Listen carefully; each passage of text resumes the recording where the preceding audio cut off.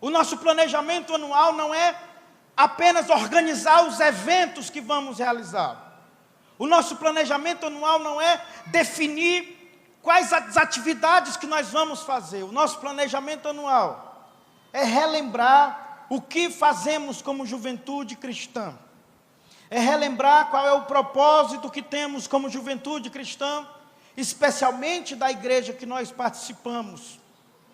E eu queria nesta noite falar para vocês sobre isso, porque eu sinto um grande desejo de encorajá-los, entusiasmá-los, a cada vez com mais força e com mais alegria, tomar parte nisso, porque há um sentimento de urgência quanto à necessidade de uma tomada de decisão da parte de cada um de vocês. Eu queria começar pela idealização, eu queria começar pelo sonho, eu queria começar pela visão, eu queria começar olhando com vocês para aquilo que está como um ideal que enche e me invade todos os dias. A minha esposa está aqui, as pessoas que convivem comigo sabem que eu respiro isso 24 horas, porque é de fato um alvo a se buscar. E eu percebo que não é apenas as lideranças engajadas e envolvidas nisso, é também e principalmente vocês assimilando isso como uma visão de Deus para todos nós. Porque ou fazemos alguma coisa, ou Fortaleza caminhará irreversivelmente nesse caminho de morte, para uma direção que a gente sequer consegue imaginar. E o que é mais grave e mais gritante, em grande medida nós estamos assistindo tudo isso. Em grande medida nós estamos como espectadores desse cenário de morte, de escravidão. E a gente precisa fazer alguma coisa, a gente precisa tirar essas ideias do papel. Quando nós participamos de fóruns como foi o Dialogando no ano passado, ou momentos de confrontos, e a gente começa a receber feedback de vocês, e a gente fica com a impressão, agora sim, agora nós vamos, agora há uma mudança, mas nós estamos insistindo em sermos ouvintes esquecidos. Os confrontos de Deus para a nossa alma parece que não duram mais de uma semana. Aquele aquecimento que vem ao nosso coração com a consciência de que a gente precisa tomar uma atitude, parece que não dura mais de 15 dias. A gente esquece, retoma a vida, e aquilo ficou para trás, à espera agora de um novo evento, de uma nova ministração e de um novo aquecimento. Mas chega disso, gente. Chegou a hora da gente se colocar de pé. É hora de uma juventude partilhar da vida de Deus que ela tem. E esse tempo é agora, esse tempo é hoje. A gente não precisa de um evento, a gente não precisa de que algo externo a nós insufle esse ânimo, essa energia, porque ela já deve ser presumida. Nós somos discípulos de Jesus, por favor. Pregar o Evangelho, fazer aquilo que temos como fazer enquanto igreja, é apenas a missão da igreja. Lideranças, isso é a missão, é o que ele faz. Mas ele faz isso em função de um propósito, em função de um ideal que Deus plantou no seu coração. E quando nós falamos desse ideal, gente, esse ideal ele não é gerado por um exercício de reflexão personalista. Esse ideal ele não é humano, ele não é de seres humanos, ele não é do líder de vocês. Esse ideal ele é gerado pela própria revelação bíblica, apontando para o horizonte que deve estar diante da igreja de Jesus, como um lugar que essa igreja deve buscar com todas as forças que ela tem. Qual é o ideal que está diante dessa missão como seu horizonte? Esse é o ideal, está aí. E eu queria que vocês olhassem para esse ideal.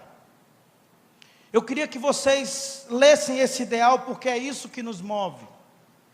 É em direção desse ideal que nós estamos caminhando. E tudo que nós fazemos é em função desse ideal.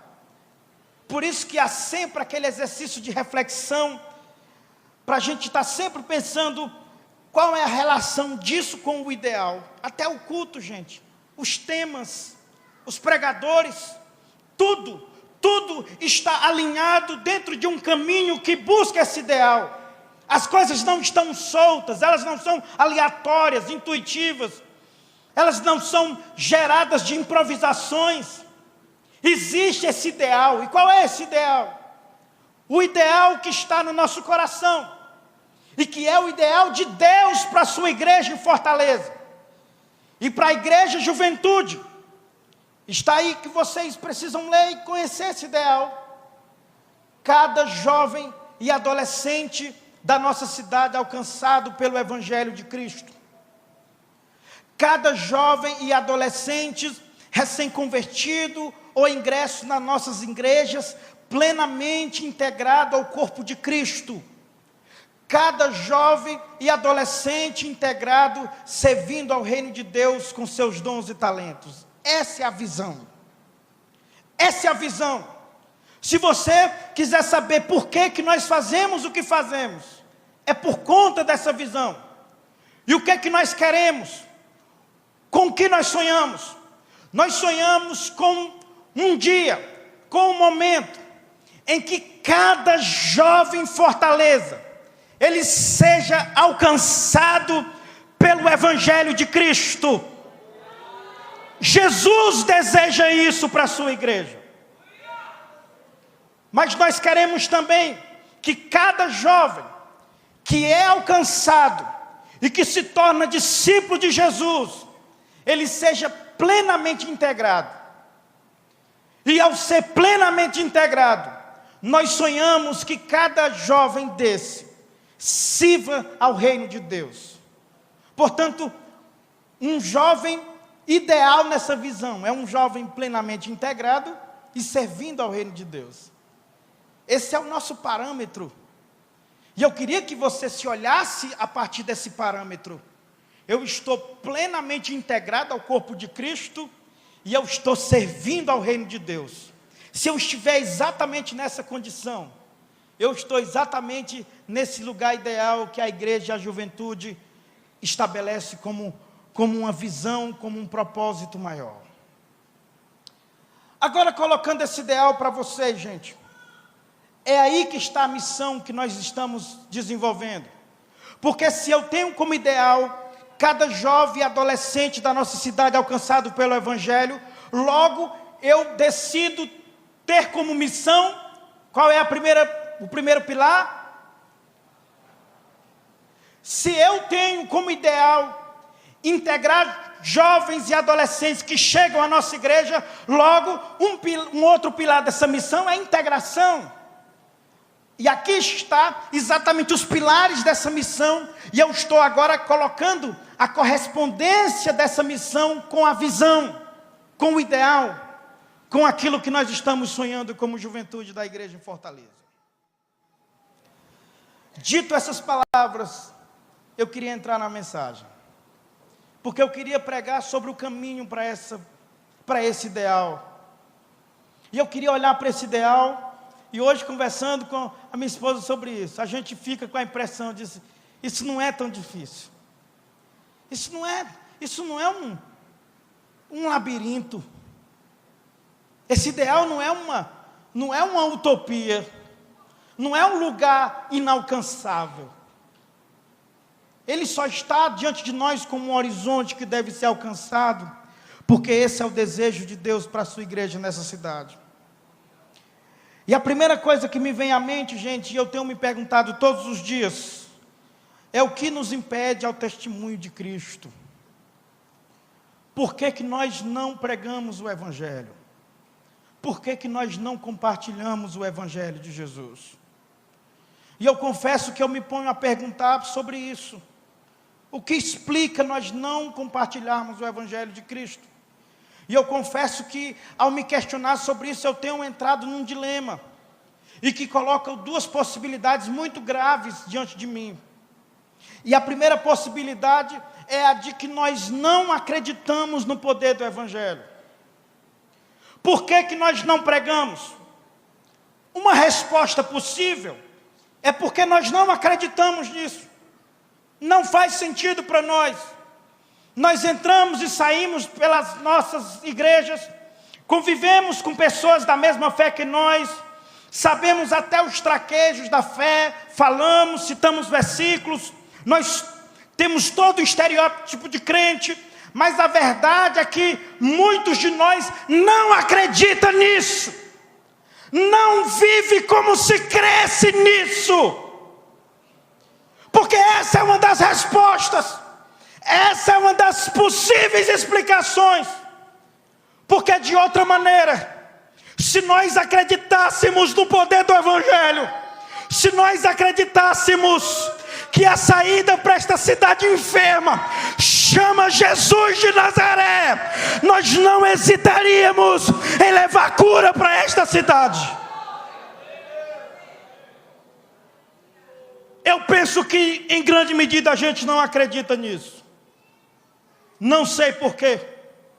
Não sei porque ficamos racionalistas demais, calculistas. Não sei porque somos insensíveis, indiferentes a essa verdade, a esse sentimento.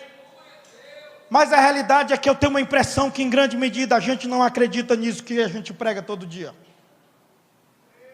Mas há uma segunda possibilidade. Digamos que eu acredite. Por que eu não prego? Porque eu deliberadamente decido não obedecer. Aí eu estou também em outro fosso muito perigoso. Porque eu penso que até seria melhor não acreditar do que acreditar e não obedecer. Porque não acreditar nos coloca numa condição ainda de suspense, de liminalidade.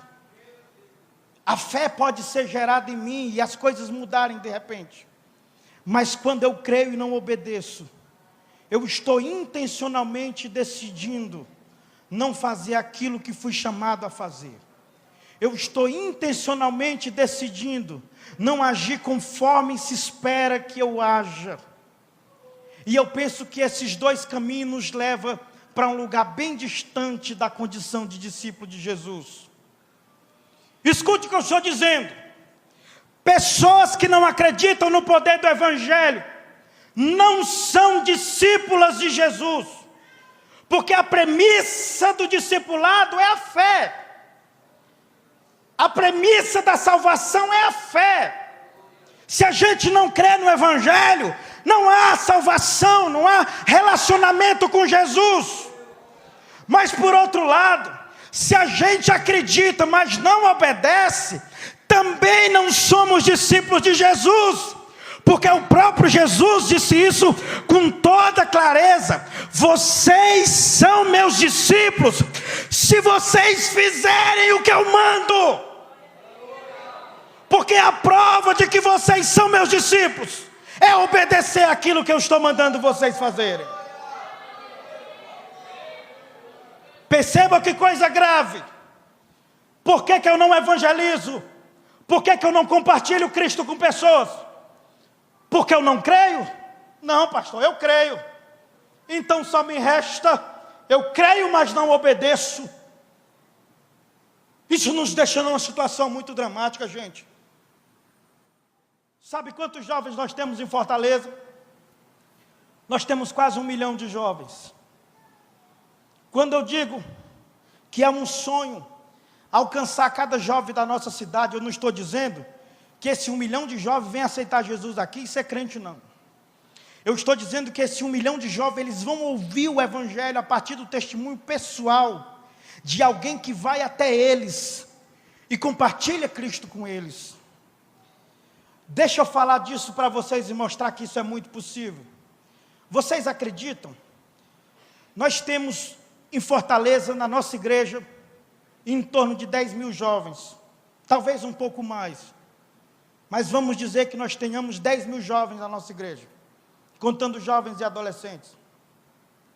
Se cada jovem e adolescente da nossa igreja, durante um ano inteiro, decidisse compartilhar Cristo, olha o manifesto, compartilhar Cristo com apenas 5 pessoas, e dessas 5 pessoas, uma delas se tornasse discípulo de Jesus, E aqui eu estou pensando na lógica da parábola do semeador. Eu estou pensando aqui que tem um terreno de pedra, tem um terreno de espinhos, tem uma semente que cai no caminho. Então, preguei para 5 pessoas, compartilhei Cristo, testemunhei Cristo, mas apenas uma pessoa dessas 5 se tornou discípulo de Jesus, e ao se tornar, ele também passa a compartilhar Cristo.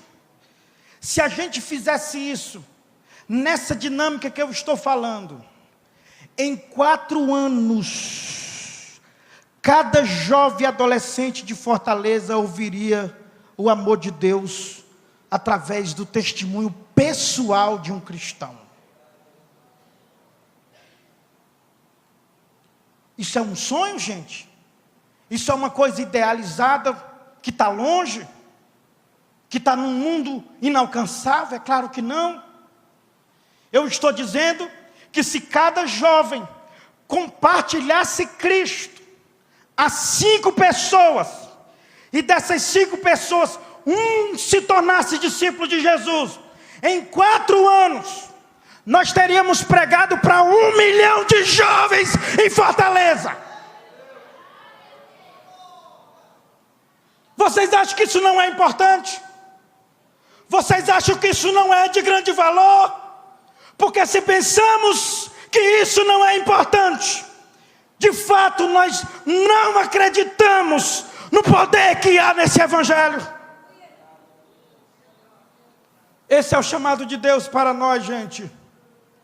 Nós estamos cada vez mais certos de que a saída para essa cidade chama-se Jesus Cristo, é o evangelho. E não há outra forma de fazer esta cura chegar nestas pessoas enfermas, senão levando até elas o evangelho, a boa notícia. Gente, Satanás está matando jovens e adolescentes nessa cidade, de monte, de multidão.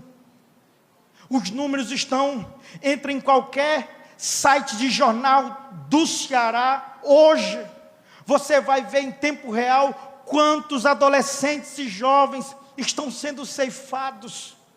Vocês moram na cidade, vocês estão vendo toda essa barbárie que está ao céu aberto.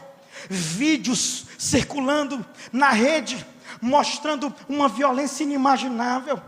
Pessoas morrendo, sendo decapitadas, o corpo mutilado. Uma situação, gente, inimaginável para uma sociedade civilizada do século 21. Garotinhas, adolescentes, meninas de 15, 16 anos estão morrendo de formas tão brutais, tão terríveis, tão malignas, que é impossível assistir um vídeo desse e não cair aos prantos em ver aonde a humanidade está chegando, em ver como a maldade se alargou, como ela estendeu seus limites para cada vez mais distante. E a gente sabe que a política não resolve, a gente sabe que as ONGs não dão um basta nisso, a gente sabe que os bem-intencionados, responsáveis socialmente, não são capazes de aquietar o coração mau do homem. Nós sabemos que a única força capaz de impedir esta morte é o evangelho de Jesus. E eu comecei a falar do desejo que Jesus tem de restaurar a casa dele. E eu lembro que quando eu falei um pouco, que eu virei as costas, que fui chegando ao pé do caixa para pagar as coisas que eu estava levando numa cesta, eu me virei, ele estava junto de mim. E eu olhei para ele e disse: o seu expediente acabou? Ele disse: não, é porque eu queria ouvir um pouco mais. Fala um pouco mais. Eu queria que você dissesse um pouquinho mais do que você disse ali. Gente, as pessoas precisam, elas estão agonizando. Tem gente que está caído à beira do caminho, gritando, buscando uma luz que se acenda, para lhes mostrar que há uma esperança. Tem gente que está injetando droga na veia, porque para ela não há mais jeito, não há mais saída. Não há mais como acreditar nos pais, nos irmãos. Um relacionamento destruído, uma sociedade que a decepcionou. Elas precisam saber que há um Deus dos céus. Elas precisam saber que há uma vida. A gente precisa fazer isso. É por isso que está posto como ideal. Eu gosto de Paulo. Paulo foi um expansionista. Por isso que Paulo nunca presidiu igreja. Ele foi um verdadeiro nômade como missionário. Porque ele tinha uma inquietação permanente. Ainda tem gente que não ouviu. Ainda tem gente que não ouviu. Ele fundou as maiores igrejas do primeiro século. E eu imagino, qualquer um de nós facilmente se estabeleceria, criaria uma convenção e reinaria no nosso feudozinho, no conforto e no bom. Paulo olha para essas igrejas e ele não vê como uma oportunidade de se resolver. Pelo contrário, ele sabe que ao passar pelos muros dessas cidades, existem mais pessoas que ainda não ouviram. E é isso que o inquieta. Em alguns momentos a igreja tenta fazê-lo parar, porque sabe que ele está correndo risco de morte. Ele está muito perseguido. Seus inimigos querem a qualquer custo tirar-lhe a vida. Ele está sendo caçado por todos os lados. E chega uma hora que o presbitério de uma grande igreja que ele funda, reúne ele e diz: Paulo, você tem tudo aqui. Você é nosso pai. Esta cidade é grande. Você pode viver o conforto e a segurança desta cidade. Ele diz: não me deixem aqui, porque eu sou inquietado pelo dever de levar a outros que ainda não ouviram. E ele vai, e ele vai, e ele vai sempre distante, e cada vez mais longe. Esse homem leva o evangelho para 3 continentes no seu tempo. Um verdadeiro gigante da fé. Nós vamos pregar para todos os jovens dessa cidade, para todos os adolescentes. Todos precisam ouvir falar de Jesus. E nós não temos o poder de salvar. Nós não temos que sequer usar artifícios humanos para salvar, porque isso não é o nosso papel. Nós não estamos buscando igrejas cheias. Não estamos apenas movidos pelos números e de repente nos encantando com isso, como se isso endossasse um grande trabalho. Não, a missão é pregar. A gente prega, quem dá o crescimento é Jesus. A gente prega, quem dá o crescimento é Jesus. Mas o poder do evangelho é algo tão poderoso que algumas pessoas serão atraídas a Cristo. Elas serão atraídas ao evangelho. Esta semente, ela cairá em terra boa. E quando ela cair em terra boa, a gente tem um desafio, que é integrar essas pessoas. E para mim a imagem, gente, é de fato da árvore. Eu sempre pensei esse compartilhamento como um ato de semear. Cai em terras que não são boas, terras de espinhos, terras de pedras, cai à beira do caminho. Epa, caiu em terra boa. Quando cai em terra boa, aí eu tenho como ideal integrar essa pessoa, que eu costumo usar a imagem da raiz. Uma árvore, quando a semente germina, o seu primeiro crescimento é para baixo. Ela precisa solidificar-se no chão. E eu penso que esse também é um papel nosso.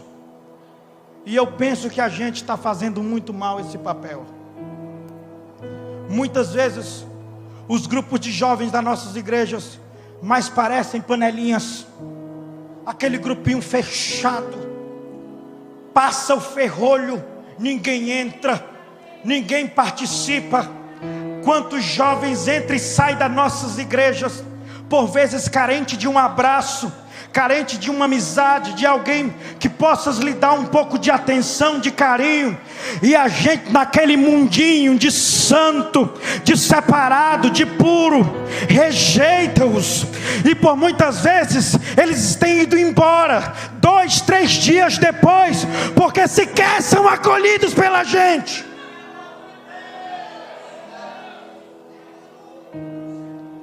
A gente pegou essas responsabilidades e jogou todas elas na liderança.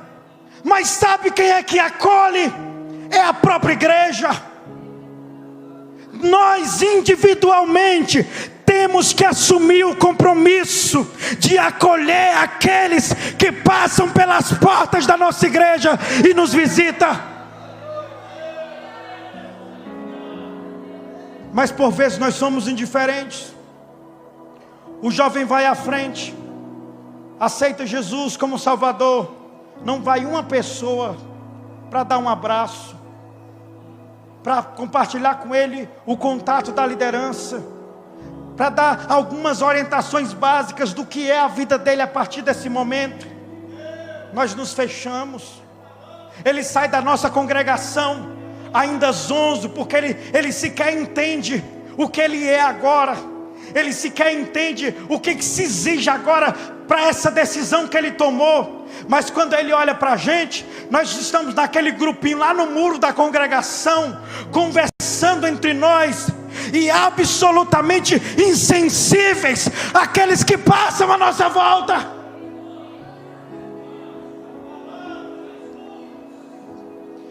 Eu fiz uma pesquisa com vocês no início desse ano. Muitos de vocês responderam. E tinha uma pergunta que dizia assim: o que faz um jovem deixar a nossa igreja? Vocês responderam: falta de acolhimento. A grande maioria de vocês colocaram isso. Quem é que acolhe? Quem acolhe somos nós, cada um de vocês. A gente é cheio de preconceito. Preconceito com roupa, com cor do cabelo. É tanta besteira que a gente vai fechando o reino do céu para as pessoas. Não deixa nem as pessoas se aculturarem na nossa comunidade. Mal pisou o pé, já começa a enchê-las de exigência, afugenta elas até elas ir embora.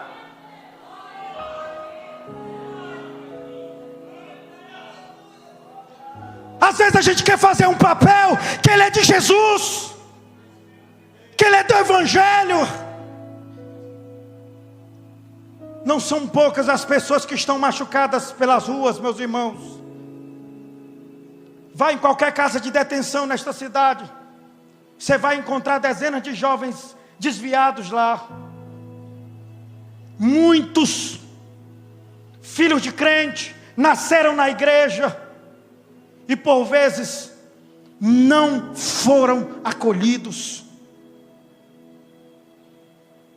Não adianta a gente ficar pagando de crente, de santinho, pulando e chorando na igreja, se a gente não quer ser igreja de verdade. Entenda uma coisa: só se é discípulo de Jesus quem faz o que Jesus manda. Só se é discípulo de Jesus quem acredita no Evangelho de Jesus.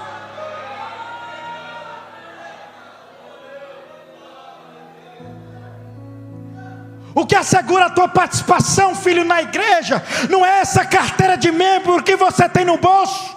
O que te assegura a participação em Cristo é o teu compromisso pessoal de servi-lo, de obedecê-lo, de amá-lo e de viver para cada vez mais se parecer com Ele. E em matéria de acolhida, gente, por favor, ninguém foi melhor do que Jesus. No quesito acolhida, no quesito integração, ninguém ganhou de Jesus. Por vezes nem os discípulos entendiam o que passava na cabeça dele. aquela pessoa vindo de um mundo marginal, de delinquência, e os discípulos olhando tortos, já pensando em rejeitá-las, e Jesus abraçando, dizendo: vem, vem, porque eu não vim para os que são sãos, curados, eu vim foi para vocês, para os enfermos.